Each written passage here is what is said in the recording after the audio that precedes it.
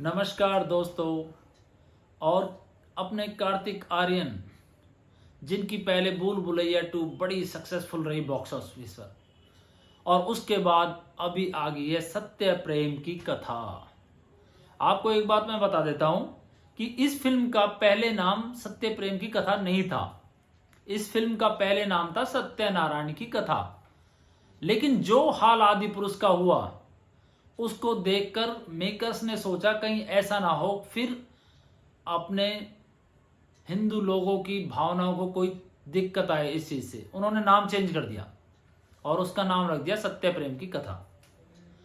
अब हम फिल्म की बात करते हैं कि फिल्म की कहानी क्या है, स्टोरी क्या है, फिल्म में डायरेक्शन क्या है और फिल्म का रिव्यू क्या है। मेरी अपनी तरफ से ये मेरा अपना व्यू है, ठीक है, जो मैं आपसे बात करूंगा रिव्यू की। बाकी फिल्म की कहानी, फिल्म की स्टोरी जो है वो तो है, वो आप देखने के बाद भी आपको पता लग जाएगा, राइट। सो दोस्तों, बात करते हैं फिल्म की कहानी किस तरह है। फिल्म की कहानी कुछ इस तरह है कि सत्तू अपने कार्तिक आर्यन, जो कि एक मिडिल फैमिली से बिलोंग करते हैं और BA LLB में फेल हो जाते हैं और अपने ही परिवार के साथ रहते हैं, अपने माता पिता और अपनी बहन के साथ। और सबसे बड़ी उनको प्रॉब्लम होती है कि उनके सभी दोस्तों की शादी हो जाती है और उनकी शादी नहीं होती है। तो भाई साहब सपने देखते रहते हैं कि कब मेरी शादी होगी और किससे होगी या कैसी लड़की होगी। एक दिन अचानक गरबा नाइट्स में उनको दिख जाती है कथा कियारा आडवाणी।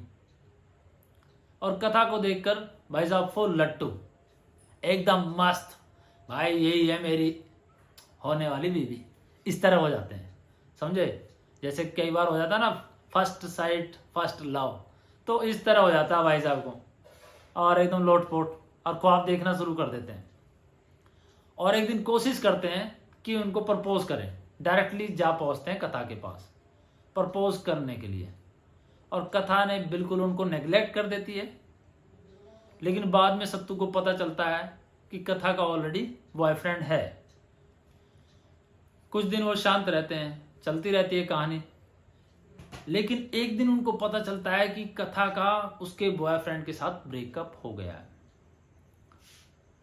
और जिसकी वजह से कथा सुसाइड करने की कोशिश करती है।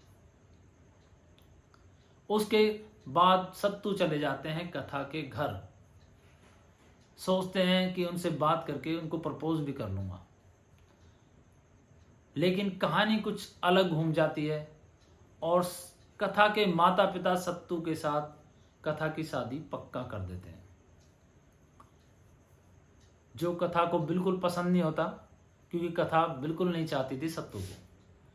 लेकिन अपने माता पिता की मर्जी की वजह से उसको शादी करनी पड़ती है, और इस शादी से सत्तू के माँ बाप बड़े खुश होते हैं, क्योंकि कथा एक बड़े घर की बेटी थी और उनको बड़ी खुशी होती है कि एक सुंदर सुशील लड़की उनको मिली है।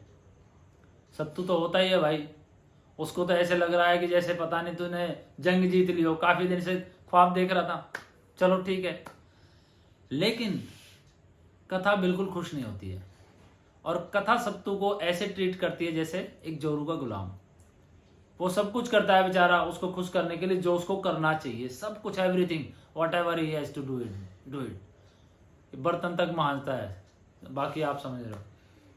लेकिन कुछ दिनों के बाद सत्तू के माता पिता को पता चलता है कथा की कुछ बैकग्राउंड कहानी के बारे में, या उसकी बैकग्राउंड जीवन के बारे में, और जो उनको बड़ा ही शॉकिंग होता है। और ऐसा क्या होता है, वो फिल्म के इंटरवल के बाद ही सारी कहानी स्टार्ट होती है। तो ये सब आपको देखने के लिए फिल्म सिनेमा थिएटरों में तो जाना पड़ेगा ना भाई, सारी कहानी मैं थोड़ी सुनाऊंगा समझे, ठीक है दोस्तों। इसके लिए आपको फिल्म थिएटर सिनेमा में जाना पड़ेगा। अभी बात करते हैं फिल्म की एक्टिंग, डायरेक्शन कैसी है। फिल्म की डायरेक्शन बहुत अच्छी है, समीर विद्वांस ने फिल्म को बड़ी अच्छी तरह डायरेक्ट किया है, मेरा अपना व्यू है। और बात करें कार्तिक आर्यन की, again he is doing very well, fantastic actor, newcomer में सबसे बेस्ट अगर मैं मानता हूं तो कार्तिक आर्यन को मानता हूं कि ही is doing very well. Kiara Advani is looking beautiful, और कुछ इमोशनल सीन उसने बड़े अच्छे किए हैं। और गजराज राव जैसी भूमिका में जो फादर की भूमिका निभाई वो तो पहले ही स्ट्रॉन्ग एक्टर हैं, उनकी कहने की बात ही नहीं है। फिल्म में कुछ आपको थोड़े डायलॉग जो है गुजराती मिलेंगे, अगर थोड़ी बहुत कई बार लोगों को हो जाता है कि नहीं समझ में आ रही, लेकिन आ जाती है बातें समझ में। फिल्म में कॉमेडी रोमांस पूरा मिलेगा। और दूसरी बात है, फिल्म की जो शूटिंग हुई है वो गुजरात और जम्मू कश्मीर में हुई है, जो कि बड़ी अच्छी लोकेशंस पर शूटिंग हुई है। तो मेरा मानना यह है कि भैया फिल्म बहुत अच्छी है, और मैं अपनी तरफ से जो मेरा अपना मानना है, फिल्म को 3.5 स्टार तो बनता ही बनता है। बाकी दोस्तों आप जाइए, फिल्म देखिए।